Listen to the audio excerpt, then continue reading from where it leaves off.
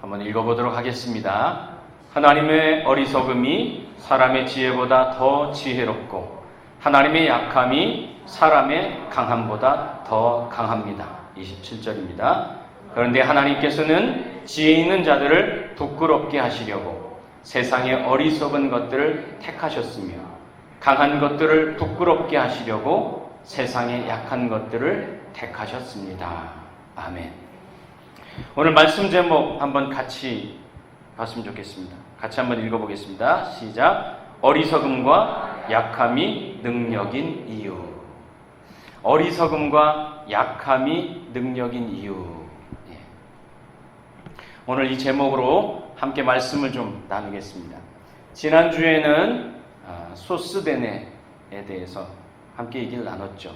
나의 소스데네는 누구인가? 또 나는 누구의 소스데네인가? 그런 질문을 던졌습니다. 소스데네는 사도행전에서 고린도죠. 그곳에서 바울이 핍박을 받고 재판에 넘겨질 상황에 던져지게 됐습니다. 그때 바울을 어찌할 수 없게 된 유대인들이 그때 누구를 대신 폭행하고 핍박했냐면 소스데네라고 하는 회당장을 핍박합니다. 그런데 고린도전서 1장 1절에 사도 바울이 고린도 교회에 보내는 편지의 첫 인사가 이렇게 되어 있습니다. 나 바울과 형제 소스데네가 이렇게 말하죠. 그러니까 바울은 자기를 위해서 핍박받고 또 희생해 주었던, 손해보았던 소스데네를 형제로 기억하고 있는 겁니다. 그를 기억하고 또 고린도 교회가 그를 기억해 주기를 바란 거죠. 그래서 지난 주간에 그렇게 말했습니다. 우리가 하나님의 자녀됨은 은혜로 됩니다. 자녀됨입니다. 그것은. 그러나 형제됨은 은혜로 되는 것이 아니라 희생으로 되는 거죠. 바로 소스데네가 그 모습을 보여주었습니다. 오늘은 예수님의 십자가와 구원받은 우리에 대한 바울의 생각을 적어놓은 본문입니다. 제가 지난주 예배를 마치고 월요일인가요? 화요일인가? 헌금을 책상에 앉아서 이제 혼자 정리를 하게 되었습니다. 근데 잠시 깊은 생각에 좀 빠졌어요. 그 이유는 언제부턴가 헌금 주머니 안에 우체국 봉투, 한전 봉투, 그리고 광고지 이렇게 보내오는 광고 그 봉투 있잖아요. 그런 봉투. 그 봉투가 헌금함에 들어있는 거예요. 근데 그 안에는 2,500원, 3,500원, 4,700원 헌금이 들어있습니다. 이 자리엔 없지만 한 석 달 정도 전에 40이 넘은 전신불수가 된 아들을 병수발하는 90세 된 할머니가 교회에 등록을 했죠. 근데 코로나가 터지면서 면역력이 약한 자기가 병에 걸려서 일찍 죽게 되면 아들을 돌볼 수 없기 때문에 교회를 나오지 못하세요. 근데 그분이 예배 전에 아니면 토요일 혼자 조용히 와서 기도하고 헌금을 하고 가는 거예요. 제가 헌금을 이렇게 정리를 하면서 그분이 드린 그 쪼가리 봉투 안에 들어있는 헌금을 봤습니다. 1,000원짜리 몇 장과 그리고 동전 몇 개가 있었습니다. 그 동전이 책상 위에서 이제 스탠드를 켜놓으니까 이렇게 반짝반짝 하더라고요. 그 반짝거리는 동전, 지금 시대는 동전의 효용 가치가 떨어졌다고 해서 동전을 없애야 된다고 합니다. 근데 유일하게 빛나는 돈은 동전이죠. 2000년 전 예수님께서 과부의 두렙돈으로 드렸던 그 반짝이는 동전을 보셨던 것처럼 제 책상 위에서도 그 과부의 두렙돈이 빛나는 것 같다는 생각이 들었어요. 양복을 빼입고 그리고 신앙이 무엇인가를 가르치는 목사가 어느 순간 부끄러워지게도 되고 또 어느 순간 되돌아보게도 하는 작은 헌금이죠. 그 헌금 앞에서 좀 한참을 있었고 또 오늘 주보에 실린 목회일기 내용이 그 내용입니다. 우리는 많은 돈이 헌금이 들어오면 환호합니다. 저도 좋아합니다. 결코 싫어하지 않습니다.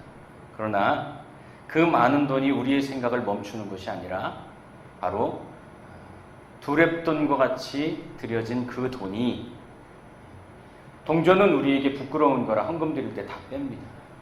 근데 그분은 지폐 몇 장과 또 더 드리고 싶은 마음이었겠죠. 그래서 동전을 더 긁어 모아서 드렸겠죠. 우리는 부끄러워서 뺀 그 돈이 그분에게는 더 드리고 싶은 간절함이었다 이거예요. 우리의 생각을 멈추게 합니다. 바로 약한 것이, 어리석은 것이, 부족한 것이 때로는 우리를 부끄럽게 합니다. 오늘 바울이 말합니다. 하나님의 어리석고 약하고 모자란 것이 잘나고 부족함이 없고 멋들어진 것을 부끄럽게 한다. 오늘 본문에 바울이 한 얘기입니다. 바로 어리석은 것, 그리고 약한 것, 그것이 하나님의 방법이라는 거예요. 그게 20절부터 24절까지의 내용입니다. 고린도라고 하는 도시는 아테네와 이렇게 붙어 있습니다. 아테네 하면 여러분이 잘 아는 것처럼 헬라 철학의 뿌리가 있는 곳이죠. 플라톤, 소크라테스, 아리스토텔레스 순서대로 하면 그렇게 아닌데 플라톤이 뒤죠. 하여튼 그렇습니다. 아테네는 헬라 철학의 뿌리입니다. 그들은 소피스트라고 해서 철학자들이라고 얘기하죠. 소피스트는 지혜를 사랑하는 사람들이다. 그 뜻입니다. 그런데 그들의 지혜를 모아서 그들이 탐구했던 것은 인생의 문제였겠고 또 하나는 신에 대한 것입니다. 그래서 그곳에는 신을 숭배하는 신전이라든지 우상이 굉장히 많았습니다. 그런데 그들의 지혜가 맞닿은 마지막 지점은 어디냐? 이름을 알지 못하는 신이었습니다. 바울이 그렇게 얘기했죠. 너희들이 신을 만들다 못해가지고 나중에 알지 못하는 신에게 이렇게 얘기하셨습니까? 그러니까 결국 그들의 지혜도 하나님을 알지 못했다 이 말이죠. 그런데 바울은 유대인은 기적을 바라고 헬라인은 지혜를 찾지만 우리는 십자가에 달린 그리스도를 전한다. 왜 그랬을까요? 그들은 유대인은 십자가를 거리끼는 것으로 헬라인들은 그것을 미련한 것으로 어리석은 것으로 생각하는데 우리는 왜 십자가에 달린 그리스도를 전하는 것일까? 왜냐하면 그것이 하나님의 능력과 지혜가 되었다라고 말하기 때문에 그렇게 믿기 때문에 아니 왜 이렇게 큰 차이가 날까요? 그 소피스트 지혜자들은 어리석은 거고 약한 거고 그리고 아무 의미 없는 건데 바울은 그것이 하나님의 능력이래요. 그것이 하나님의 지혜래요. 어디에서 이런 큰 차이가 나오는 걸까요? 예수님의 십자가가 실제로 예수님을 믿는 사람들에게 있어서 그리고 안 믿는 사람에게 있어서 극명하게 달라지게 보이죠. 예수 믿는 사람들을 보는 세상 사람들의 시각이 있습니다. 예수를 믿는 사람들에 대한 안 믿는 사람들의 생각은 그랬습니다. 2% 부족한 사람들, 2% 부족한 사람들이 신을 믿는다. 근데 조금 더 원색적으로 얘기하면 2% 부족한 것들이 신을 믿는다. 그렇게 말합니다. 근데 하나님의 생각은 좀 다른 것 같습니다. 오늘 본문에 입각해서 보면 2% 부족한 것들이 구원받는 것을 보고 잘난 것들이 헛똑똑이라는 것을 보여주겠다. 이게 하나님의 생각이에요. 쉽게 얘기하면. 그래서 사용한 하나님의 방법이 어리석음이고 약함이라는 겁니다. 그게 오늘 23절. 그리스도가 십자가 달리셨다는 것은 유대 사람에게는 거리끼는 것, 이방인에게는 어리석은 것. 27절에도 똑같이 말합니다. 하나님께서 지혜 있는 자를 부끄럽게 하시려고 세상의 어리석은 것을 택하시고 강한 자들을 부끄럽게 하시려고 세상의 약한 것을 택했다. 이렇게 말합니다. 하나님이 택한 방법이 뭐냐? 어리석음과 약함이라는 거예요. 그러면 두 번째요. 그 어리석음과 약함의 방법 두 가지가 뭘까요? 첫째는 십자가고요. 두 번째는 우리입니다.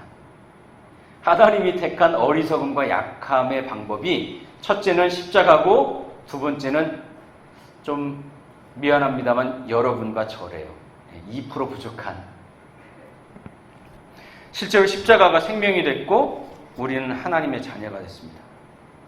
세상에 그 어떤 지혜도 할 수 없었던 것이 바로 이 어리석고 약한 것에 의해서 역설, 기적이 된 거죠.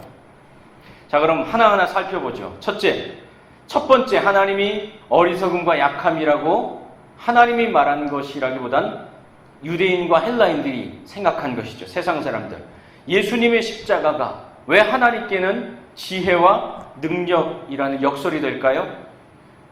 예수님의 십자가는요, 사람들에게는 제일 못난 방법이에요. 사람들에게는 안 맞는 방법이에요. 틀린 방법이에요. 말도 안 되는 방법이에요. 하나님이 우리를 살리겠다고, 구원하겠다고, 생명 주겠다고 선택한 방법이 사형틀이에요. 십자가는 사형틀이거든요. 사형틀로 생명을 구원한다고요? 안 맞잖아요. 죽이는 것으로 살리겠다고요? 답이 아니잖아요. 틀리잖아요. 적용이. 쉽게 얘기하면 농약으로 불치병 고치겠다는 얘기하고 똑같은 겁니다. 코로나19가 초창기 굉장히, 지금도 물론 문제가 크지만 알코올에 소독하면 이 바이러스가 죽는다고 해서 러시아는 보드카를 많이 먹어라 그랬습니다. 그런데 이제 어떤 분들은 이제 알코올이라고 하니까 이제 에탄올도 알코올이지만 메탄올도 알코올입니다. 근데 에탄올은 먹을 수 있는 거고 술 만드는 거고 메탄올은 공업용입니다. 그거 먹으면 독입니다. 죽습니다. 실명하게 됩니다. 그래가지고 이 메탄올을 알코올로 이게 먹어가지고 실명하고 또 심지어는 죽은 사람들까지 생겼습니다. 비슷한 일, 똑같은 일입니다. 십자가로 살리겠다는 것은 이 얘기하고 똑같은 거예요. 그런데 하나님이 그 어리석고 약한 방법으로 구원을 이뤄냈다라는 거죠. 그래서 예수님의 십자가가 하나님의 지혜이고 능력이라고 말하는 거죠. 두 번째는요, 하나님의 어리석음과 약함의 두 번째 방법이 뭐냐면 우리들이랍니다. 우리들. 좀 듣기 별로 안 좋지만 우리들이래요. 2% 부족한데 우리가 어떻게 구원을 받았을까? 어떻게 하나님 자녀가 됐을까? 세상의 부자는 수천억을 횡령해도 재판하지 말라고 권고합니다. 재판하지 말라고. 근데 여기 있는 여러분들은요, 100만 원씩만 이렇게 남한테 이렇게 빌려가지고 횡령해 보십시오. 바로 감옥 들어갑니다. 그 이유는 뭡니까? 가진 자와 못 가진 자, 힘 있는 자와 힘이 없는 자, 능력 있는 자와 능력 없는 자의 차이입니다. 우리는 2%가 아니라 12% 부족한 사람들이에요. 세상에서는 그 부족함이 우리의 불편함이고 손해입니다. 근데 하나님은 우리가 부족하기 때문에, 우리가 연약하기 때문에 그것 때문에 구원받았다라고 얘기합니다. 그게 하나님의 방법이에요. 아이들이 어릴 때 동네 형들 앞에 서면 꿀리죠. 함부로 못하죠. 그런데 이 아이가 길을 펼 때가 있습니다. 뒤에 아빠가 서 있으면 길을 펴니다. 그렇죠?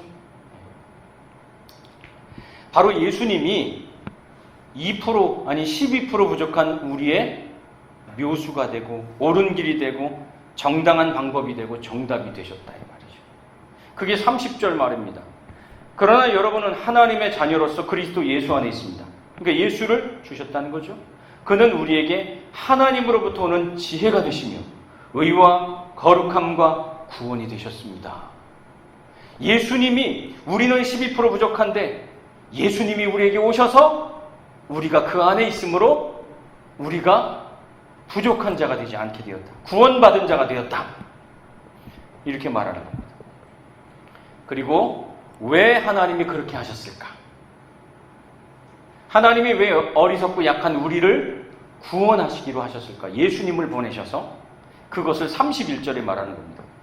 31절에 그것은 성경에 기록되어 있는 바 누구든 자랑하려거든 주님을 자랑하라. 이렇게 얘기합니다. 여러분, 이 말씀이 예레미야 9장 24절을 인용한 말씀인데요. 예레미야 9장 24절에 이렇게 되어 있습니다. 주는 긍휼과 공평과 공의로 공평과 공의를 세상에 실현하는 하나님이시고 그런 일을 좋아하시는 하나님이다. 이 사실을 알게 된 것을 자랑하라. 이렇게 써 있습니다. 그러니까 하나님이 긍휼과 공정과 공평과 공의를 세상에 실현하시는 분인데 그 일하기를 좋아하시는 하나님이라는 거예요. 그래서 세상에 강하고 지혜로운 자는요, 자기 힘으로 무엇인가를 하려고 버팅긴대요. 도움이 필요 없어요. 자기 힘으로 해내려고 하는 것이죠. 그런데 어리석고 약한 우리는 어리석고 약하기 때문에, 부족하기 때문에 하나님의 방법이 되었다는 거예요. 하나님의 도움이 필요한, 그리고 더 놀라운 것은 어리석고 부족한 우리들을 통해서 일하시기를 하나님이 좋아하신다고 돼요. 이 예레미야서 9장 말씀인 거죠. 그분이 긍휼과 공평과 공의, 그것이 우리가 필요한 거잖아요. 우리에게 그것이 필요하잖아요. 근데 그것을 우리를 통해서 보여주시고 이루어주시고 또 행하시기를 하나님이 좋아하신다는 거예요.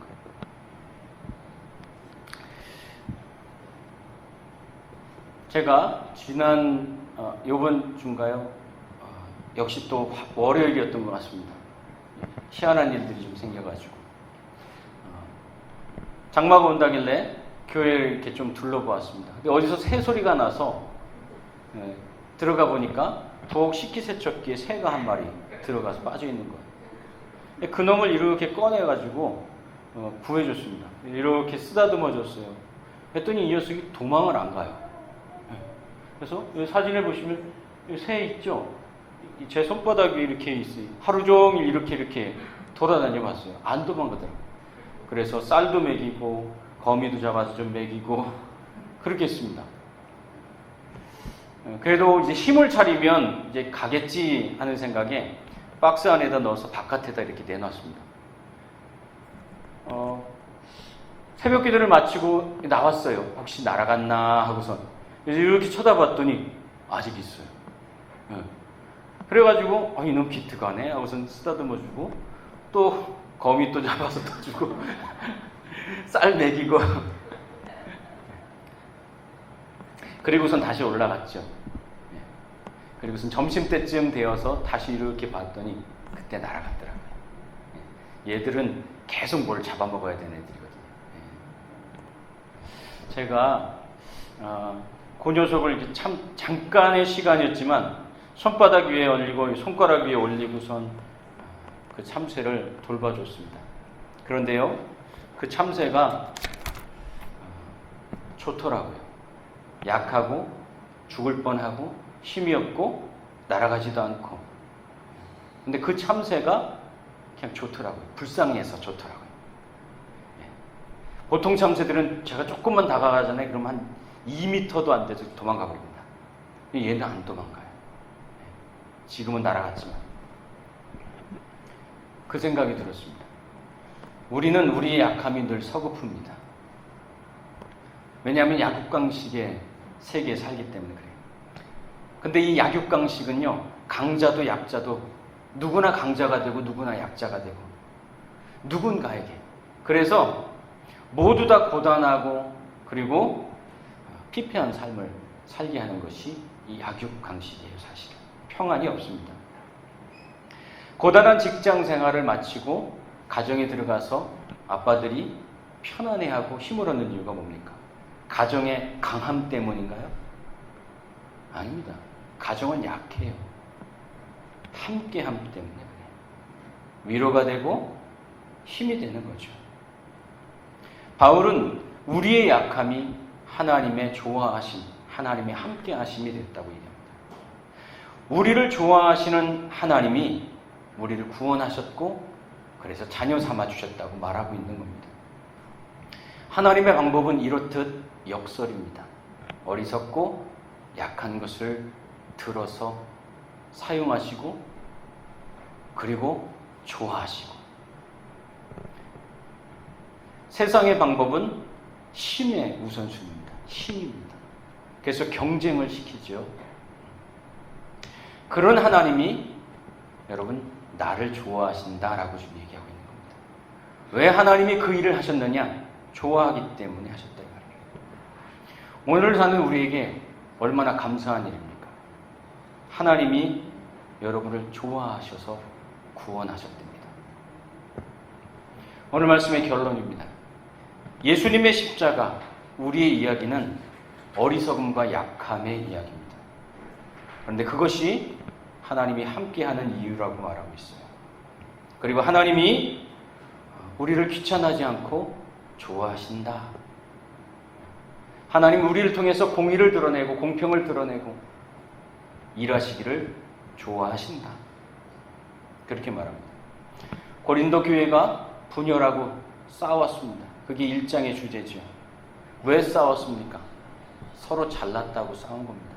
아볼로, 바울, 베드로, 그리스도파, 내가 더 잘났다고 50명도 안 되는 교회가 분열하고 싸운 겁니다. 신앙은 잘남의 능력이 아니고 함께함이 능력이죠. 그래서 하나님은 잘남이 아니라 함께함으로 우리를 대하시는 겁니다. 함께 해주시고 좋아해 주시는 거죠. 그게 바로 친구가 되어주는 삶. 저는 신앙이 우정이 있어야 된다는 생각이 듭니다. 우정. 요즘 교회들은요, 우정으로, 그러니까 의리라고도 하고 우정이라고도 하고, 근데 행사로 맺어진 관계인 것 같은 생각이 들 때가 꽤 많아요. 친구가 되어주는 삶, 함께함에 대한 얘기입니다. 하나님이 먼저 그렇게 하셨습니다. 욥이라는 사람 이야기를 1장에서 잠깐 했었죠. 욥이 자식 다 죽고 재산 다 잃어버리고 피부병 걸려서 죽을 지경이 됐을 때 친구들이 찾아왔습니다. 그 친구들이 너무 황망한 상황 속에서 며칠 동안 말을 못하고 가만히 있었습니다. 근데요, 친구들이 말 안 하고 함께 있어줄 때 욥은 위로가 됐어요. 그런데 말하기 시작했을 때 욥은 분노하기 시작합니다. 상처받기 시작합니다. 욥의 나중을 보라. 고린도전서에서 야고보서인가요? 야고보서에서 얘기했죠. 야고보서에서 욥의 나중을 보라 그랬습니다. 욥의 나중이 뭘까요? 목사님들은 욥이 나중에 자녀들도 많이 낳았고 재산도 많이 불었고 그래서 욥이 복을 받았다. 그렇게 설교했었습니다. 저는 그게 이해가 안 갔습니다. 자식 다 죽고 재산은 뭐 상관없어요. 아니요, 상관이 있어요.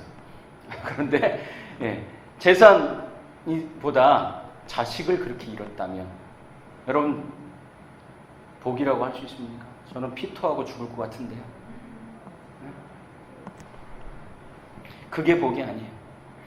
욥이 그 절명의 시간, 절망의 순간 하나님을 만났잖아요. 우리가 절망하고 괴롭고 고통받고 도저히 무엇인가를 어떻게 할 수 없을 때에 우리가 왜 기도의 자리에 나옵니까? 하나님을 만나고 싶어서. 저는 욥이 받은 복은 하나님을 대면한 거예요. 심판의 하나님을 만난 게 아니고 은혜의 하나님을 만난 것이라고 생각합니다. 저는 그것이 욥이 받은 복이에요. 하나님이 함께 해주셨다고요. 그게 욥이 받은 복이에요. 세상 그 어떤 것으로 위로합니까? 저는 장례식을 꽤 많이 했습니다. 그런데 장례식 가면은 늘 힘들어요. 뭘로 위로해야 되지? 어떻게 위로해야 되지? 수많은 죽음을 만나왔습니다. 근데 뭘로 위로합니까? 새치기로 슬퍼하지 마. 천국 갔어? 아니요. 진심이 아니라는 거 알아요. 그래서 말씀만 전해주고 와요. 근데 놀라운 것은 그들이 그 말씀 속에서 하나님이 함께 하신다라는 그런 확신을 갖게 되면 위로를 받아요. 함께함이 은혜인 거죠. 남자와 여자가 서로 사귈 때 왜 만나? 라고 묻습니다. 그러면 그냥 좋아서요 하면 대책이 없어요.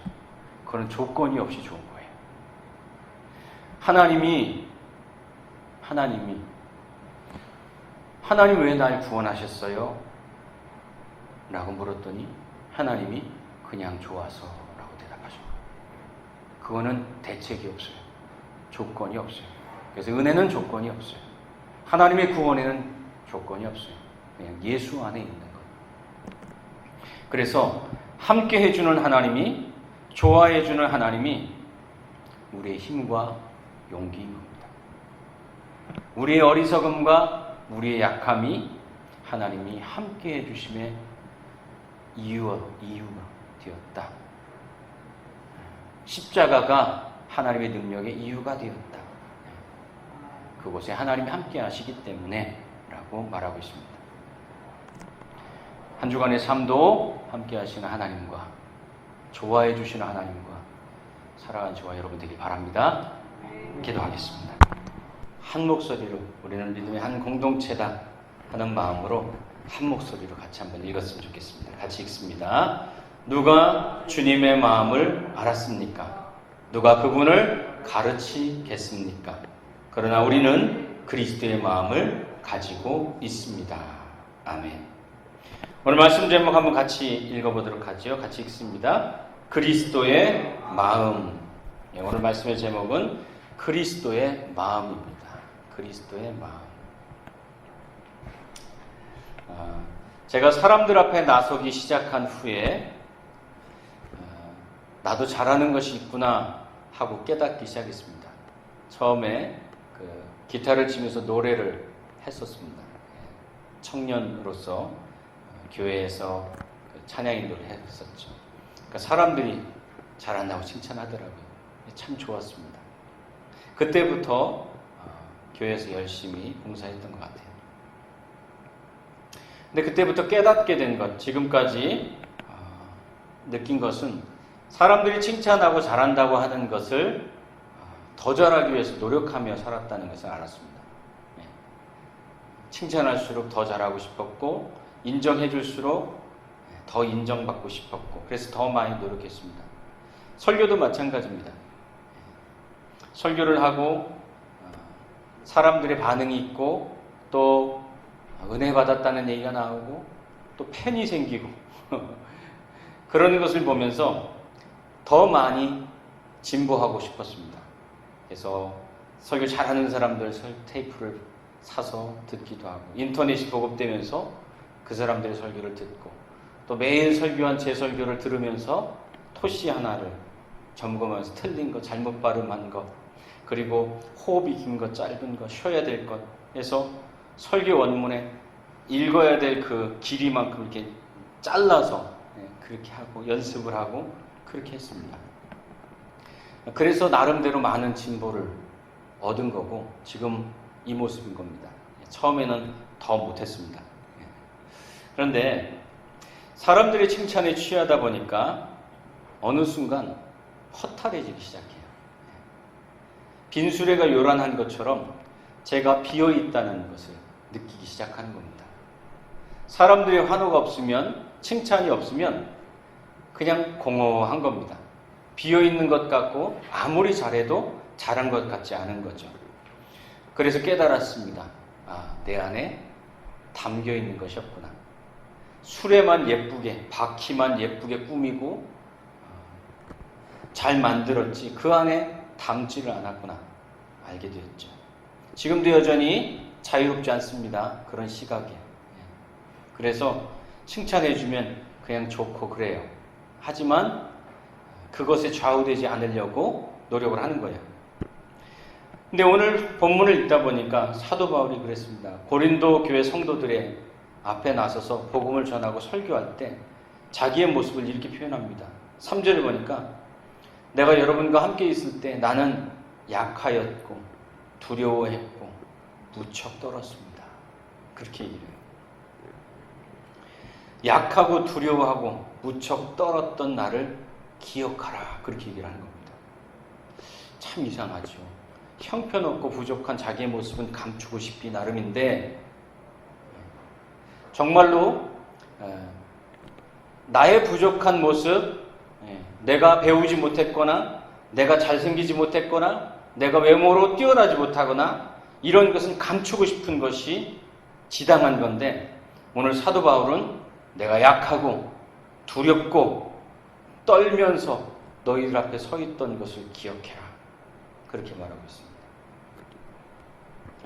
그 말은 형편없는 내 자신의 모습이 아니고 그 속에 담아서 전해준 것이 무엇인지를 너희들이 기억하라는 얘기입니다. 우리는 그 외모와 포장에 마음을 쉽게 뺏깁니다. 저 사람 잘생겼어. 저 여자 예뻐. 근데 중요한 건 그 알맹이 보지 않습니다. 아무리 잘생겨도 아무리 예뻐도 천박하면 그 사람의 성품이 예의가 없으면 같이 있기가 어려운 겁니다. 제가 강아지를 키우지 않습니까? 강아지를 가끔 한 달에 한 번이나 2주에 한 번씩 목욕을 시키는데 이게 어느 날 보니까 배에 이제 그 피부병 같은 건 아니고 진물은다고 하죠.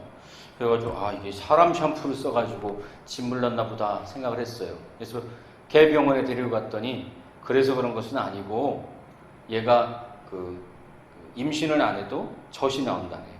그래서 그 젖이 묻어가지고 그렇게 된 거라고. 근데 모르니까 그 개 샴푸를 시켰죠.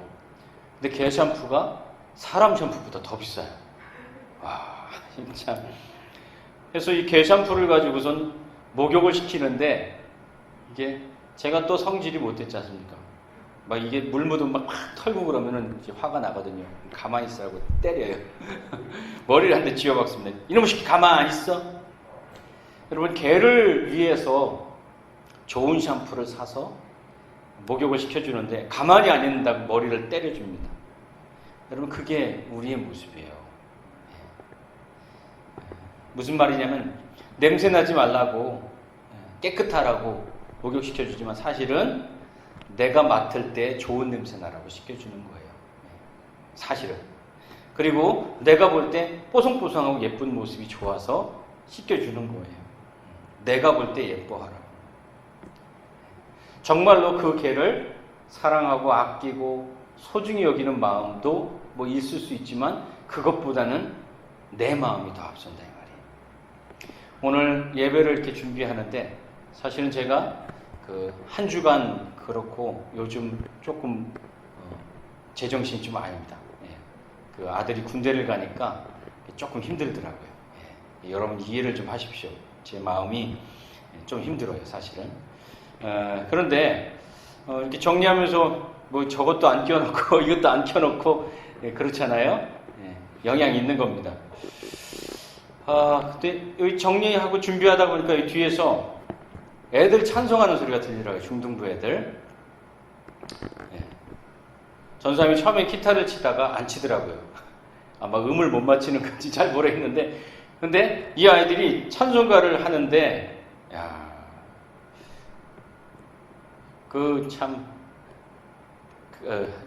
잘 못 부르더라고요. 그런데 제 마음에 참 얼마나 마음에 감동이 되는지 몰랐어요. 고마웠어요. 저 아이들이 찬송가를 부르고 그것도 크게 불러요. 크게. 어떻게 전사님이 구워 살만한지 모르겠는데 하여튼 크게 부르더라고요. 쟤들이 크게 부르지 않거든요. 요즘 애들이. 우리는 그 아이들을 보면서 너 똑바로 옷 안 입어? 너 똑바로 찬송 안 해? 너 예배 드릴 때 자세 똑바로 안 해? 그렇게 지적 많이 하죠. 그런데요, 제 마음에는 그렇지 않아요. 교회 나와줘서 너무 고맙다. 그 마음이 저에게 있어요. 요즘은 교회가 없어져야 될 적폐 1호 대상이 된 것 같아요. 참 괴롭고 힘이 듭니다. 이 아이들의 모습을 보니까 너무 고마운 거예요. 교회에 나와주고 저렇게 찬송해주고 그런 게 참 고마웠습니다. 그 아이들 안에 무엇이 담겨 있는지를 봐야 되는 거죠. 그 마음을 잃지 않아야 됩니다. 오늘 사도 바울이 자신의 약함 속에 담고 있는 것이 무엇인가, 그것을 보라고 지금 얘기하는 겁니다. 오늘 말씀에 보면 이렇습니다. 사도 바울이 자신의 약함 속에 담고 있는 것은 4절에 보니까 성령께서 나타내셔서 증거해 주신 것이다. 성령께서 이렇게 나타내서 이렇게 이거다 하고서 증명해 주신 거다, 이 말이에요. 그게 뭐냐? 감추어진 하나님의 지혜래요. 감추어진 하나님의 지혜. 그리고 하나님이 12절에 보니까 하나님이 은혜로 주신 것이래요. 그리고 13절에 보니까 성령께서 가르쳐준 신령한 것이래요. 그런데 이상한 것은 육에 속한 사람들이 볼 때에는 그게 어리석게 보인대요. 14절에 보니까. 이상하죠? 성령께서 증거하고 지혜로, 은혜로, 그리고 신령한 것으로 주셨는데 자연인 혹은 육에 속한 사람에게는 어리석게 보이는 거래요. 도대체 그게 뭘까? 감추어진 것이고 신령한 것이라고 하는데, 그러나 사람들이 볼 때는 그 어리석대요. 그게 도대체 뭘까? 그런 생각이 든 거죠. 자, 그래서 두 번째, 감추어진 것. 7절에 그렇게 돼 있죠. 13절에 신령한 것. 이게 도대체 무엇인가 한번 보았습니다. 사도 바울이 자기의 약함, 그것을 보여주면서 약함 때문에 나는 형편없는 사람이지만 그것이 중요한 것이 아니라 내 안에 담겨 있는 것이 중요하다는 거예요. 성령께서 증거하셨고 감춰진 하나님의 지혜고 하나님의 은혜로 주신 것인데 육에 속한 사람에게는 어리석게 보이는 것이다. 자, 그런데 여러분, 여기에서 주목해야 될 단어가 하나 있어요. 여기서 어리석게 보였다 혹은 이 말은 미련하게 보였다, 그 말하고 같은 말입니다. 어리석게 보였다는 말이 한 번 쓰였었습니다. 1장에서 쓰였습니다. 1장 23절에 보면 이렇게 되어 있습니다. 23절에 우리는 십자가에 못 박힌 그리스도를 전하니 유대인에게는 거리끼는 것이요 이방인에게는 미련한 것이로되, 새 번역은 유대인은 기적을 구하고 그리스도의 십자가에 달리셨다는 것은 유대 사람에게는 거리낌이고 이방 사람에게는 어리석은 일입니다. 이렇게 되어 있습니다. 거기에 쓰였습니다. 어리석은 일, 미련한 일, 바로 그리스도의 십자가다, 이 말이에요. 성령께서 그렇게 드러내 주시고 보여주시고 증거해 주시고 꺼내가지고 이거다 하고 하나님의 이게 감춰졌던 지혜야 라고 보여줬던 것이 뭐냐? 십자가에 달린 그리스도라고 얘기를 하는 겁니다. 그런데 그것을 이방 사람들은 어리석게 보았다, 그렇게 말합니다. 지난 설교에서 설교 제목 여러분 기억 잘 안 나시죠? 하나님의 어리석음과 약함의 두 가지 방식이었습니다. 그렇죠? 이제 기억나시죠? 하나님이 사용하시는 어리석음과 약함의 두 가지 방식, 하나는 십자가의 그리스도고 하나는 2% 부족한 우리. 사실은 2% 아니에요. 20%, 아니 99%일지도 모르겠습니다. 부족한 우리. 우리는 살면서 누군가에게 나보다 더 잘난 사람들을 보면 내가 못나서라고 생각을 합니다. 아니요, 우리 다 똑같이 못났어요. 우리가 가지고 있는 것은 그냥 도토리 키재기인 거예요. 그거 가지고 마음 아파하지 마세요. 신령한 것, 오묘한 것, 신비로운 것,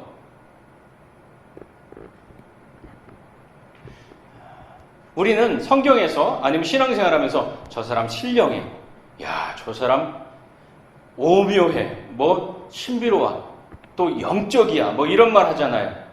그러면 우리는 어떤 생각을 하냐면 그 사람들이 특별한 어떠한 지혜를 가지고 있다라고 생각합니다. 그 사람들이 어떤 특별한 능력을 가지고 있는 탁월한 사람이라고 생각합니다. 그 오해입니다. 신앙생활에서 신령한 것을 말하는 대부분의 사람들은 성경을 오해하면서 얘기하는 겁니다. 자신들만 아는 특별한 지혜를 가지고 있다라고 생각하는 것, 그것이 어떤 진리에 다다르는 방법이다라고 가르치는 사람들, 그런 뉘앙스로 무엇인가를 다른 사람들에게 내 밑으로 들어와라고 요구하는 것, 그거 다 잘못된 겁니다. 그 생각이 뭐냐? 영지주의입니다. 영지주의. 영지주의는 무엇이냐? 신비로운 지혜를 가지고 있어야 진리에 도달할 수 있다라고 말합니다. 그래서 그 신비로운 지혜, 탁월한 어떠한 무엇인가를 가지고 있는 일부의 사람들만이 진리와 구원을 가지고 있다라고 가르치는 거예요. 근데 이 영지주의 생각이 왜 오늘 대두되느냐? 고린도 교회가 그 생각을 가지고 있었어요. 왜 그럴까요? 그게 바로 헬라 철학에서 나온 거기 때문에 그래요. 고린도와 아덴이 헬라 철학의 뿌리 근원입니다. 거기에서 이원론이 나왔습니다. 이원론. 영은 선하고 육은 악하고. 플라톤의 철학이죠. 그죠? 거기에서 복음과 같이 결합돼서 나온 것이 영지주의입니다. 근데 그 생각이 오늘날 한국 교회에도 많이 있습니다. 사람들이 그러죠. 왜 예수 믿어? 천국 가려고 예수 믿지. 예수 믿고 천국 가려고. 그 말이 맞는 말이긴 한데 반만 맞았어요. 반만. 예수 믿고 천국 가야지 라는 말로 모든 것을 퉁쳐버렸어요. 뭐가 빠졌느냐? 삶이 소홀해져 버렸어요.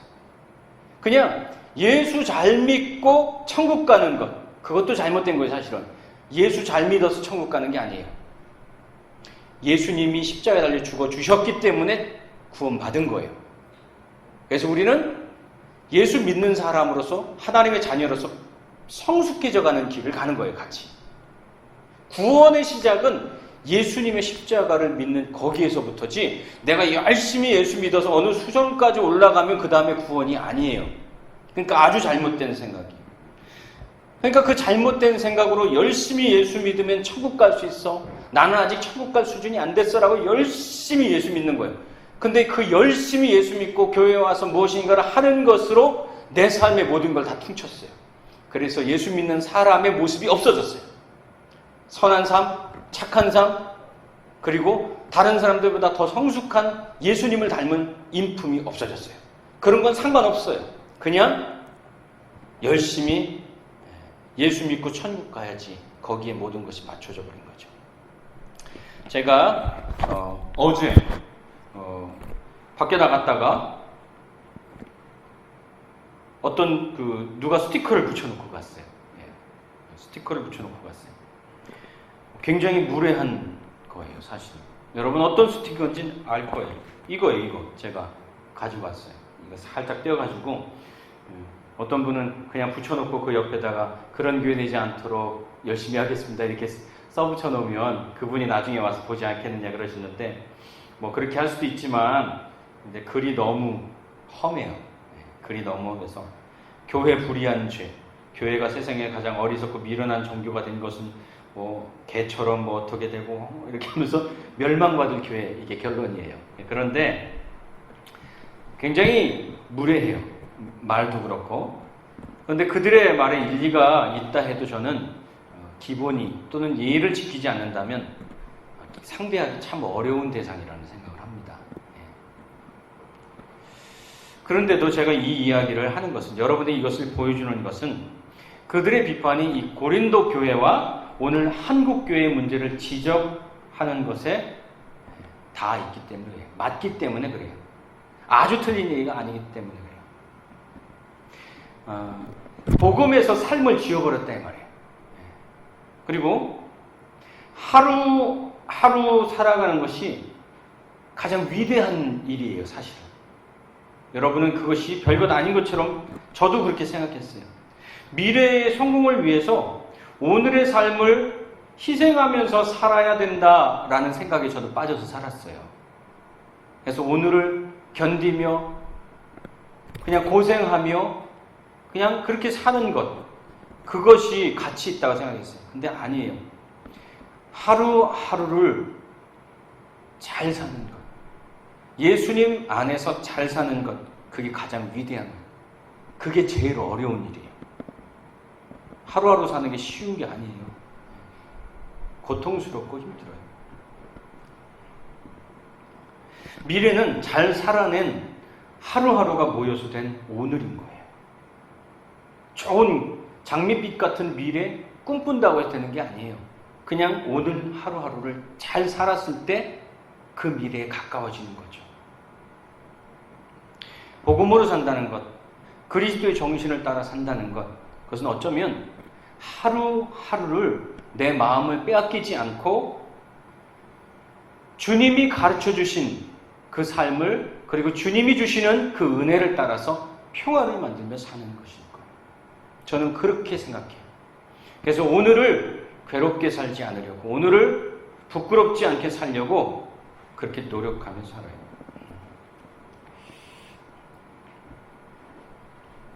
사람들의 모임을 보면 잘 들어주고 위로해주고 격려해주고 따뜻한 마음으로 그렇게 사람들을 대하는 사람들이 있어요. 그런 사람들은 참 소중한 사람들이에요. 훌륭한 사람들이에요. 그런데 끊임없이 미워하고 험담하거나 아니면 내가 안 좋고 불편한 것을 계속해서 누군가에게 말하는 사람들도 있어요. 그러면 무조건 하나님이 기뻐하지 않는 삶이라고 생각하셔야 돼요. 하나님이 기뻐하지 않는 마음이에요. 여러분의 입과 저의 입에 험담과 미움이 있다면 잘못 사는 거예요. 잘못 사는 거예요. 그리스도인으로 사는 것이 아니에요. 저는 때로 목사를 존중하고 예수님처럼 생각해주고 그 참 고맙습니다. 그런데 목사는 존중받아야 될 대상이긴 하지만 예수님 같은 사람은 아니에요. 그냥 우리는 서로 존중하면서 살아야 되는 거예요. 저는 목사의 위치를 어떻게 생각하냐면 목사는 하나님의 말씀을 공부해서 잘 전달해주는 전달자예요. 예를 들면 여러분 영화에서 왕이 명령을 내렸어요. 그러면 신하가 말 타고 와가지고 딱 펴들고 와서 딱 펼쳐들고 왕이 이런 명령을 내렸습니다 하고선 오늘부터 뭐 저저저저에서 뭐 하고 뭐 우측 통행하고 뭐 이렇게 하는 거 학교 앞에서는 30km 이하로 달리십시오 뭐 그러면은 이거 전해준 그 전령사는 전해줬으니까 그거 안 지키며 살아도 되나요? 아니에요. 그 전령사는 그냥 왕의 말을 전해준 것 뿐이에요. 그 사람도 그렇게 살아야 되는 사람인 거예요. 그렇죠? 그러니까 우리는 서로 예수님 앞에서 존중하면서 그렇게 서로를 격려하면서 살아야 되는 사람인 거죠. 삶의 이유를 나 자신에게서만 찾으면 어느 순간 수렁에 빠져버립니다. 그런데 그 삶의 이유를 내 자신에게서 찾을 수 없을 때 우리는 서로에게서 찾을 수 있게 되는 겁니다. 그래서 우리가 함께 예배하는 이 공동체가 필요한 거예요. 내가 한없이 절망하고 있을 때 내 옆에 있는 사람이 당신은 소중한 분이에요. 예수님이 당신을 사랑합니다. 라고 얘기해 줄 수 있는 거예요. 그래서 내 삶의 의미를 찾아가고 그런 삶의 자리에 우리가 서로 있어야 되는 거죠. 성령께서 가르쳐 주신 것 그건 하나예요. 바로 그리스도의 마음. 그것이 가장 신령한 것이래요. 가장 신령한 것. 사도 바울은 자기의 약함, 부족함, 두려워함, 덤 그 안에 무엇을 담았느냐? 그리스도의 마음을 담았다. 그게 16절 오늘 읽은 마음이에요. 그러나 우리는 그리스도의 마음을 가지고 있습니다. 이렇게 얘기하고 있습니다. 사도 바울이 자신의 약함 속에 담고 있었던 것이 십자가에서 죽어주신 그리스도의 마음이다 라고 얘기를 하고 있습니다. 그거 별거 아닌 것 같죠? 근데 곰곰이 생각해보면 그것이 진짜 감추어진 보화입니다. 하나님을 정확하고 그리고 분명하게 알게 하는 신령한 것 정말 맞아요. 그리스도의 마음이 그거예요. 제가 목사이기 때문에 여러분보다 하나님을 더 많이 알 거라고 생각하지 마세요. 아니에요. 저는 성경이 가르치는 것을 지식적으로 더 많이 아는 것일 수도 있어요. 더 많이 기도하고 하나님을 더 많이 사랑하는 여러분이 하나님을 더 많이 아는 걸 수도 있어요. 제가 아까 아들 얘기 잠깐 했습니다. 제가 준영이를 군대를 보내면서 느낀 것이 하나 있습니다. 군대에 들어가는데 갑자기 아들의 모습을 보면서 한 20여 년 전 그 자리에 서 있는 한 청년이 보이는 거예요. 제가 보이는 거예요. 한 20여 년 더 됐죠. 그때의 내 모습이 보였습니다.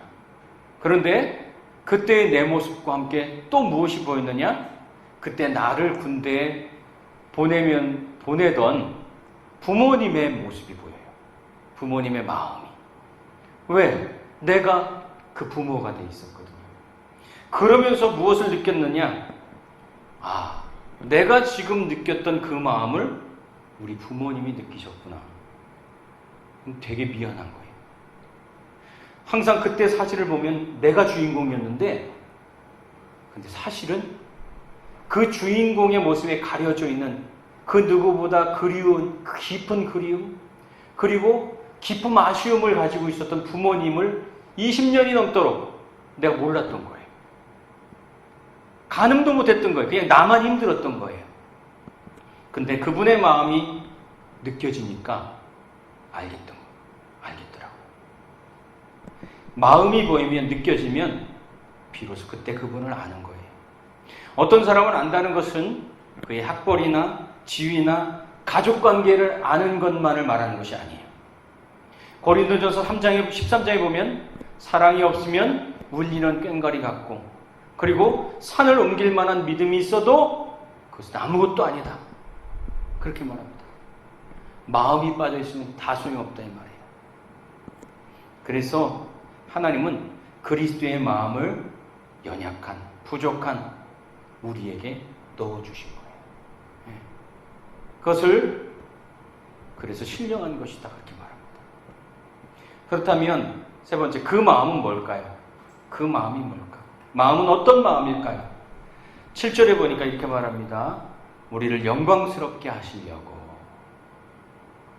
그게 뭐냐면 하나님의 마음은 뭐냐면 우리를 높이시려고. 영광스럽게 한다는 게 그거잖아요. 하나님이 여러분을 소중히 여기신대. 그것으로 위로 받으세요. 그것으로 위로 받으셔요. 우리가 누구한테 위로 구하겠어요? 누구의 위로를 구한다고 해서 그것으로 위로 되겠어요? 하나님이 높이신대요. 소중히 여기신대요. 그 다음에 7절에 만세전에 미리 정하셨대요. 옛날에 원빈인가요? 내 안에 너 있어. 그 대사 해가지고 엄청 유명했습니다. 마음에 담았다 이 말이죠. 마음에 담았다. 그게 마음에 담았다는 것은 네가 나의 전부란 뜻이에요. 그렇죠? 하나님의 마음이 뭐냐? 네가 나의 전부다 이거예요. 그리고 8절에 보면 세상의 통치자는 절대로 모른대요. 이것을. 우리의 기준은 소유일 때가 많아요. 많이 배운 것일 때가 많아요. 잘난 것일 때가 많아요. 그래서 통치자, 권력자, 학력자, 어떤 지위에 있는 사람들이 우리는 되게 부러워요. 저도 부러울 때가 많아요. 그게 왜 그러냐? 우리의 기준은요, 소유기 때문이에요. 소유. 뭘 가지고 있느냐.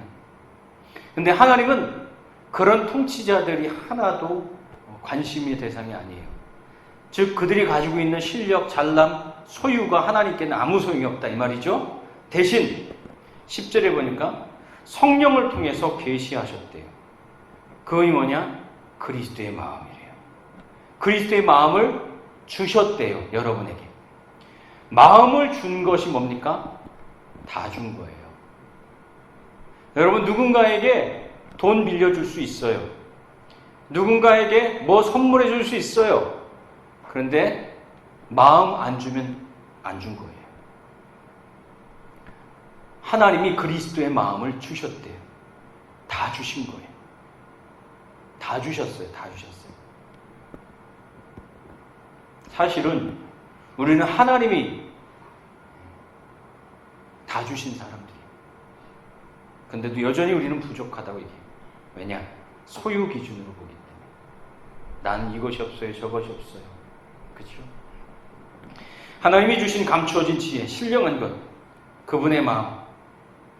그분의 마음은 우리를 소중히 여기는 높이심, 그분의 마음 담으심, 그리고 다 주심, 이것이 그대로 다 드러난 증거가 뭡니까?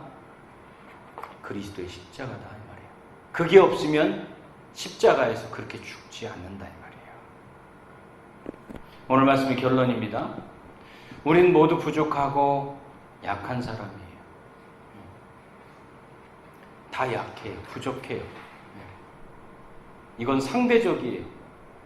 상대적이에요. 그래서 모든 사람이 다 가지고 있는 마음이에요. 삼성의 이재용 회장이면, 부회장이면 세상에 부족한 것이 없을 것 같아 보이세요? 아니요. 빌 게이츠 앞에 서면 또 그 사람은 또 열등감 느끼는 겁니다. 우린 다 약한 사람이에요. 그러나 아무리 약한 그릇도 소중한 것을 담을 수 있어요. 무엇을 담고 살 것이냐고 사도 바울이 지금 묻고 있는 겁니다. 우리 부족한 거 알아요. 우리 연약한 거 알아요. 우리가 정말로 볼품없는 거 알아요. 아는데, 그런데 그 볼품없는 그릇에 뭐 담고 살 거냐, 이거 묻고 있는 거예요. 우리는 그 질문 앞에 정직하게 서야 돼요. 용기를 내고 서야 돼요. 그래, 뭘 담아야지? 자꾸 나의 부족한 것만 보면 우리의 삶이 쪼그라들고 우울해지고 비참해져요. 근데 무엇을 담을 것이냐를 생각해야 돼요. 바울은 뭘 담았느냐? 16절 이렇게 말합니다. 누가 주님의 마음을 알았습니까? 누가 그분을 가르치겠습니까? 그러나 우리는 그리스도의 마음을 가지고 있습니다. 제가 오늘도 목사를 하는 이유는 잘나서가 아닙니다. 저보다 잘난 목사 얼마나 많은지 모릅니다. 세고 셌습니다. 세고 셌습니다.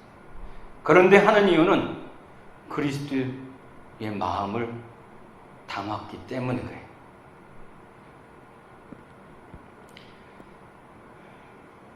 그 마음은 하나님이 높여주시는 것, 하나님이 나를 소중히 여겨주시는 것, 마음에 담으셔 사랑하시는 것, 하나님이 나를 사랑하시는 것, 그래서 다 주신, 자기의 마음까지 다 주신 것. 여러분, 그리스도의 마음을 담고 하루하루를 살아보시기 바랍니다. 그 삶이 쌓여서 주님 만날 때 주님이 그러실 거예요. 잘했다. 착하고 충성되게 살았다. 고맙다. 이렇게 말씀하실 겁니다. 여러분, 이 말씀 기억하시고 그리스도의 마음을 담은 사람으로서 살아가는 저와 여러분이 될 수 있기를 바랍니다. 기도하겠습니다. 한번 같이 읽었으면 좋겠습니다. 같이 읽습니다. 우리는 성전입니다. 우리는 성전입니다.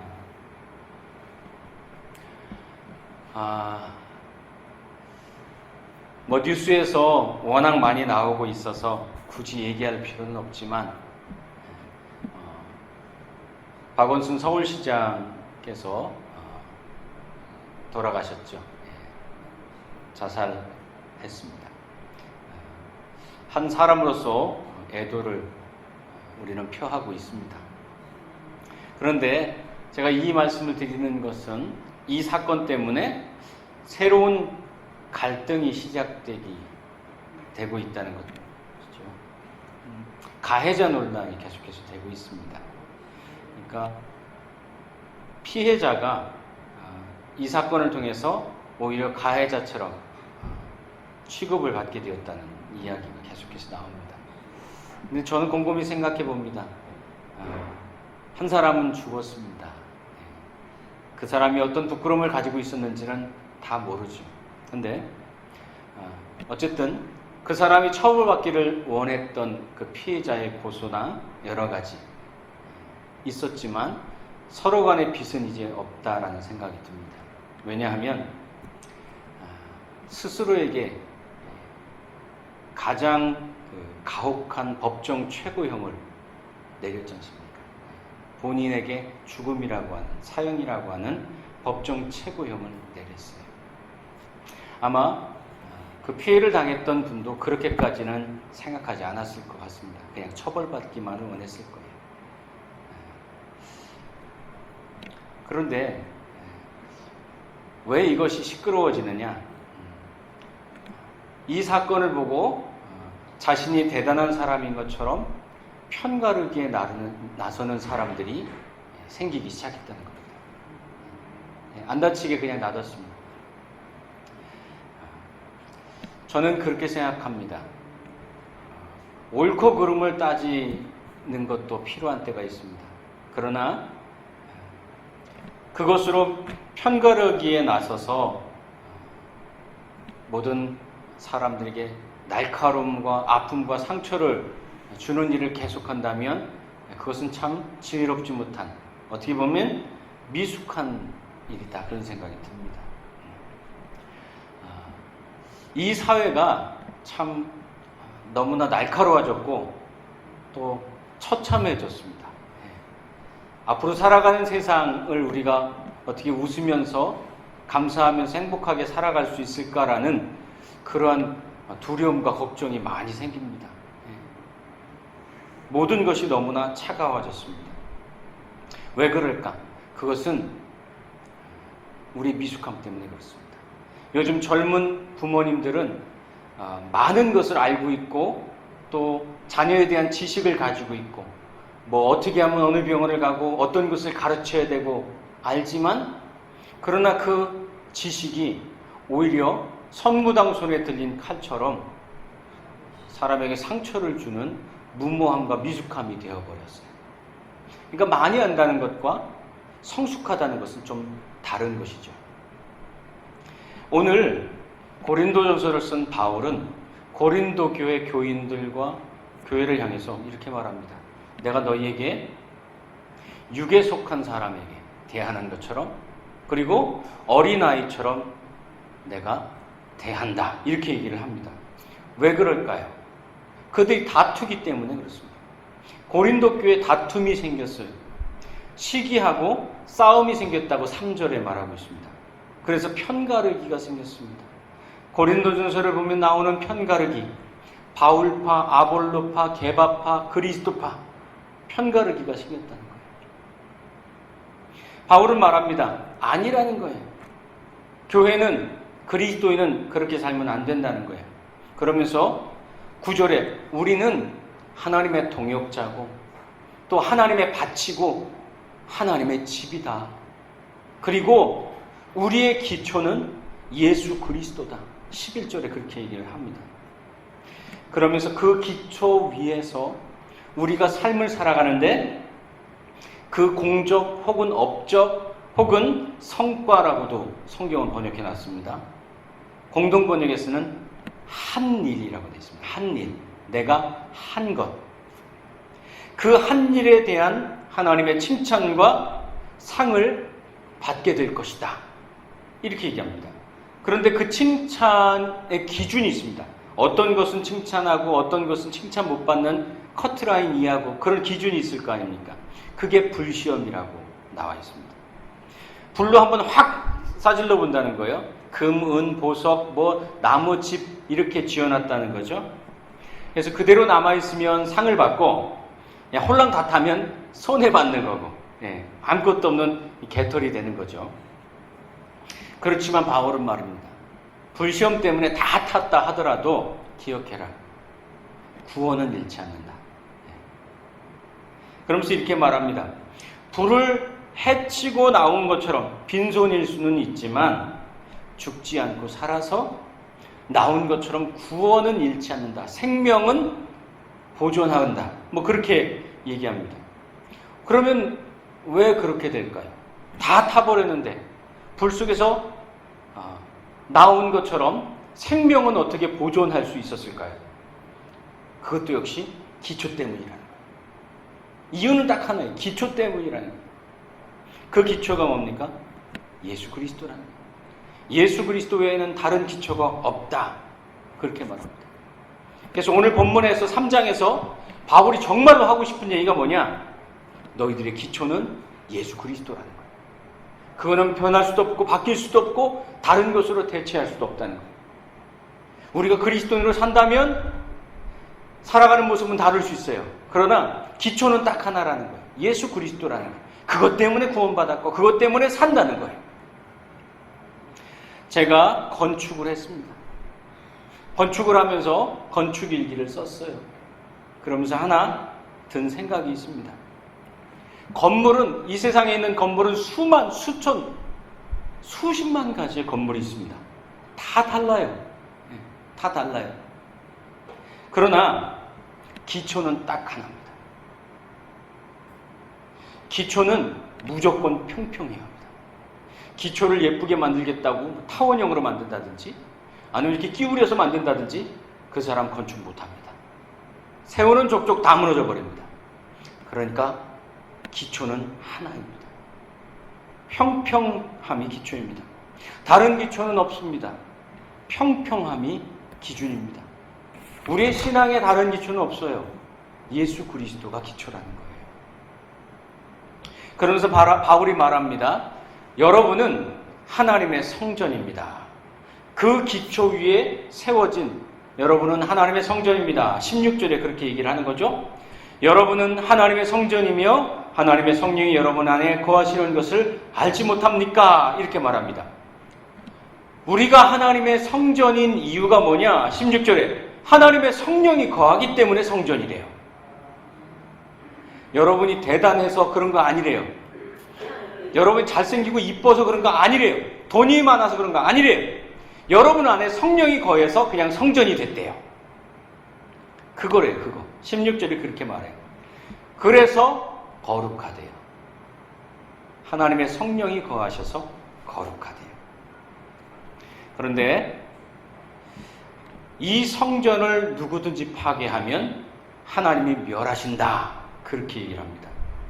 성전이 파괴된다, 성전이 더럽혀진다라는 말이 뭡니까? 예수님이 요한복음에서 노끈으로 채찍을 만들어서 성전을 어지럽히는 비둘기 파는 사람, 동전 바꾸는 사람 다 그냥 들러엎어서 내쫓아 버렸습니다. 성전을 강도의 구려를 만들었다. 그렇게 얘기를 하죠. 성전을 더럽혔다 이 말입니다. 그렇죠? 그런데 여러분이 성전이래요. 그 성전을 파괴하고 더럽히는 것이 누구입니까? 우리는 성전을 더럽히고 핍박하고 그러면은 하나님께서 심판하신다 얘기해서 바깥으로 손가락질을 향하고 바깥으로 화살표를 향합니다. 쟤 때문에 그래. 누구 때문에 그래. 저것 때문에 그래. 라고 얘기합니다. 그런데요, 오늘 본문은 말합니다. 성전은 너희들이라고 얘기합니다.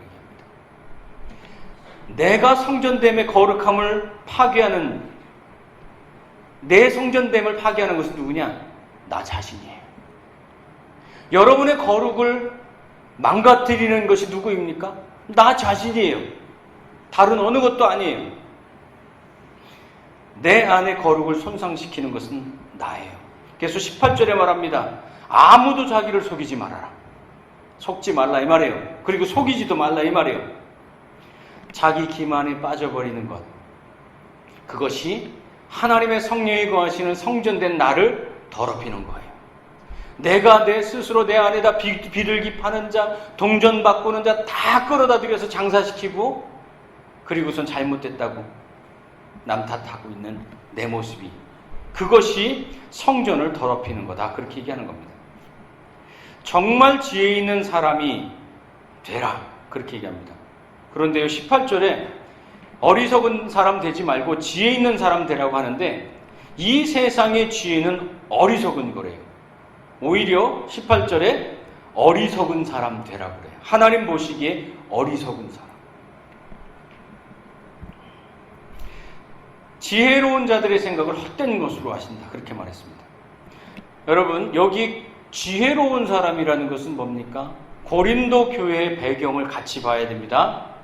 고린도는 그때 당시에 헬라 철학이 융성했던 아테네에 붙어있는 도시입니다.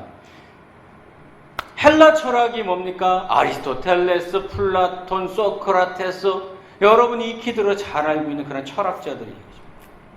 여러분, 이 철학자들은 지혜로 진리에 다다를 수 있다고 생각했습니다. 헬라 사람들. 노력으로 구원을 받을 수 있을 것이다 라고 생각했습니다. 유대인들. 그리고 고린도 교인들. 이 잘못된 헬라 철학으로 영은 선하고 육은 악하다라는 잘못된 생각을 가지고 삶은 소홀히 해버렸습니다. 구원받았으니까 내 마음대로 살아도 괜찮아라고 그렇게 행동했습니다. 그래서 그들이 생각한 지혜는 사람의 노력으로 귀결됩니다. 그 사람의 노력으로 무엇인가를 얻으려고 하는 것에 매달렸다 이 말이죠. 그런데 하나님의 방식, 어리석음과 약함의 방식이 무엇입니까? 제가 지난주 2주 전에 설교했죠. 하나님의 어리석음의 방식은 십자가에 달린 예수 그리스도예요. 세상 사람들이 볼 때는 그거 말도 안 되는 거예요. 살리는데 사형틀 갔다가 죽는 걸 선택했다 이 말이에요. 말이 안 되는 거예요. 병 고치는데 어떠한 잘못된 약을 사용하거나 그런다면은 그 의사는 돌팔이죠. 그렇지 않겠습니까? 예. 그리고 또 하나, 하나님의 어리석음과 약함의 방식은 바로 2% 부족한 우리라는 거예요. 똑똑하고 잘난 수많은 사람들을 놔두고 부족하고 연약한 우리를 선택해서 구원하신 거예요. 그래서 하나님의 어리석음의 방식은 무엇이냐? 은혜라는 겁니다. 그래서 세상의 지혜는 노력이고요. 자기의 자랑이고요. 자기가 한 일이고 업적이에요. 이게 세상의 지혜예요. 근데 하나님의 어리석음은 뭐냐? 은혜예요. 은혜. 그래서 20절에 아무도 사람을 자랑하지 말아라. 이렇게 얘기합니다. 다른 성경에서는 사람과 관련된 것으로 자랑하지 말아라. 자랑할 거 하나도 없다. 그 지혜가 대단한 것처럼 생각하지만 그것이 구원하지 못한다. 하나님의 구원은 그 어리석음의 약함의 방식인 십자가에 달린 예수, 그리고 2%가 아니라 사실은 90% 부족한 우리를 구원하신 그 하나님의 은혜, 이렇게 말하는 거죠. 그러면서 바울이 말합니다. 특이한 표현이 하나 있어요.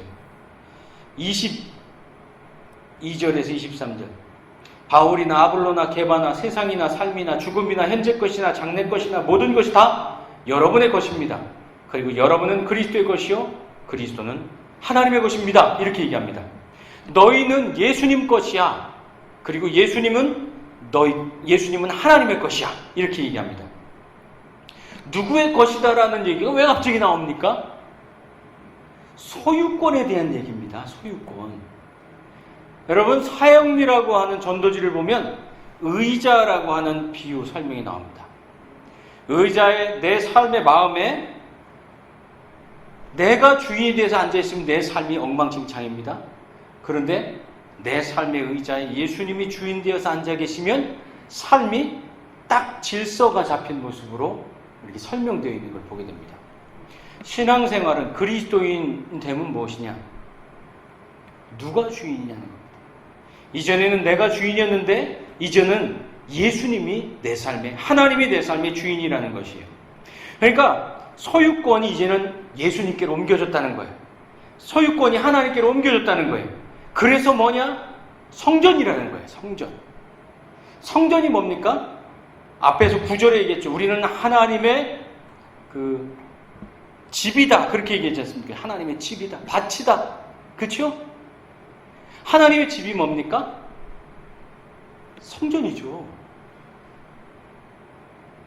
하나님 것이란 말이에요. 하나님 것. 하나님의 집, 그래서 성전된 너희들이 하나님의 것이라는 거예요. 하나님의 것. 그리스도인은 삶의 소유권이 바뀐 사람이라는 것을 기억해야 합니다. 사람 것, 내 것이라고 생각하는데 그게 아니라 다 하나님 것이다.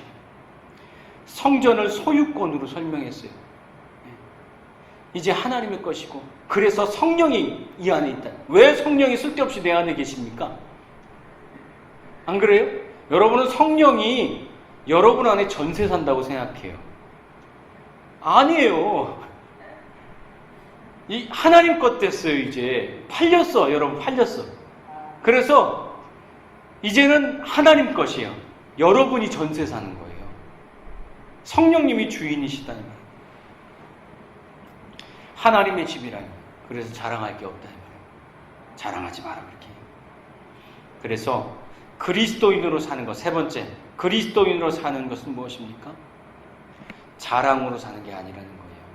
이전에는 내가 한 일, 업적, 노력, 세상이 자랑하는 지혜, 그것으로 살 때에는요, 그것이 내 삶의 기초였을 때에는 잘남, 비교하는 것, 명품, 경쟁, 이런 것, 그것을 내가 노력으로 성취하는 것, 이것이 내 삶의 중요한 이유였어요. 그러니까 자랑하는 것, 인정받는 것이 내 삶의 중요한 이유였어요. 그런데 이제 자랑이 아니라는 거예요. 사람 자랑하지 말아라. 사람으로서 관련된 거 자랑하지 말아라. 그거 아무것도 아니다. 세상의 지혜, 하나님 보시기에 어리석은 것이다. 이렇게 말합니다. 그러면서 말합니다. 그거 마지막 때 하나님이 상 주시는 거로 시험할 때, 불시험할 때 홀랑 다 타버린다. 네가 자랑하고 노력해서 그 기초 위에 세워놓은 거, 그거 다 홀랑 다 탄다. 그렇게 얘기합니다. 그러나 감사로 사는 것. 그리스도인 되면 감사로 사는 거예요. 왜? 내 것이 아니기 때문에. 은혜로 되었기 때문에. 그래서 은혜로 된 것만, 예수 그리스도만, 그것만 남는다 이 말이에요. 그래서 그리스도인으로 사는 것은 자랑으로 사는 것이 아니라 감사로 사는 것이다. 그래서 한때 그런 얘기를 많이 했습니다. 감사가 용서입니다. 오늘 말씀의 결론이에요. 첫 번째, 육에 속한 사람처럼 대하고 너희를 어린아이같이 대한다. 왜 그럴까요?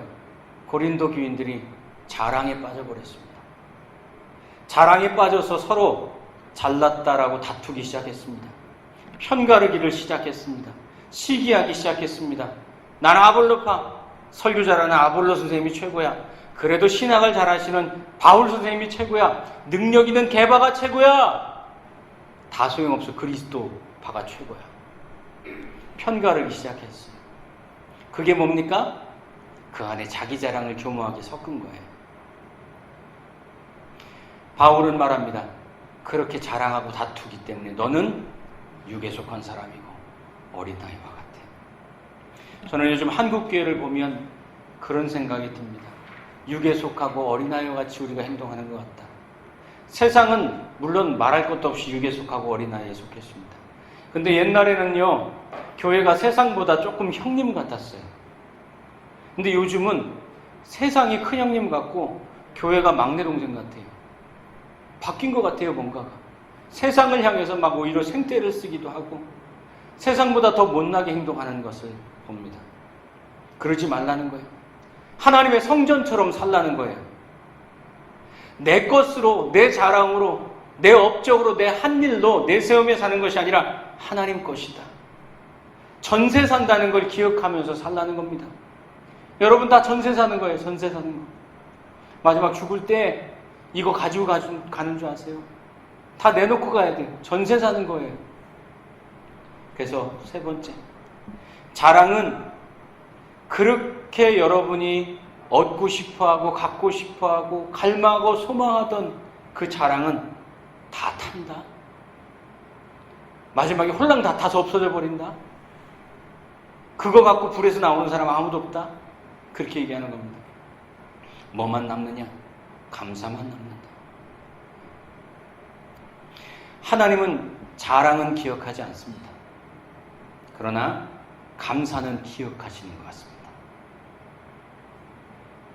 고린도 교회는 분파가 나뉘어졌습니다. 아볼로, 바울, 게바, 심지어는 그리스도파. 이 나누어짐의 모습은 교묘한 자기 자랑이었습니다. 그리고 이 자기 자랑의 동의어는 무엇으로 나타나느냐? 시기심으로 나타납니다. 다툼으로 나타납니다. 편가르기로 나타납니다. 자랑이 기초되었기 때문에 그렇습니다. 그러나 그것이 기초가 아니라는 거예요. 우리의 기초는 오직 하나라는 거예요. 바꿀 수도 없다는 거예요. 예수 그리스도가 기초라는 거예요. 그분이 널 위해서 죽어주셨다는 거예요. 그분이 널 위해서 다 주셨다는 거예요. 그분이 여러분에게 마음을 주셨다는 거예요. 예수의 마음인 성령님을 주셨다 이거예요. 그 성령님이 주인이 되셔서 오셨다 이 말이에요. 전세 사는 거라 이 말이에요. 그러니 고린도 교회처럼 자랑을 기초 삼아 사는 것이 아니라 예수 그리스도를 기초 삼아 하나님의 은혜임을 기억하면서 감사로 사랑하면서 화목하면서 치유하면서 나도 살고 너도 사는 살리는 삶을 살라는 겁니다. 저는 이 노래를 가끔씩 읊조립니다. 사막에 샘이 넘쳐 흐르리라. 사막에 꽃이 피어 향내리리라. 주님이 다스리는 그 나라가 되면은 사막이 꽃동산 되리. 사자들과 어린 양이 뛰어놀고 또 어린이가 함께 뒹구는 참사랑과 기쁨의 그 나라가 이제 속히 오리라. 그게 하나님 나라기. 사랑하고 하나 되고 기쁨 참사랑이 하나됨의 나라, 그게 하나님 나라인데 과연 그 나라를 우리 안에서 볼 수 있을까? 그 나라를 살 수 있을까? 사자와 어린 양이 함께 뒹구는 그 모습을 우리가 볼 수 있을까? 온갖 혐오와 미움과 시기와 비판과 비난이 가득한 이 세상 속에서 그리스도인 된 우리의 삶 속에 그 하나님 나라를 볼 수 있을까? 때로는 저는 절망스럽기도 해요. 하지만 우리의 기초 되신 예수 그리스도를 보며 다시 소망하는 거예요. 그 나라를 바라는 거예요. 우리가 하나님의 성전으로 살면 그 나라가 올 것입니다. 우리가 다툼으로 살지 않으면 그 나라가 올 것입니다. 그래서 감사로 살게 되면 그 나라가 올 것입니다. 여러분 안에 하나님의 나라가 임하고 성전된 여러분 안에 감사가 넘치고 내 삶의 주인이신 하나님께서 기뻐하시는 복되고 복된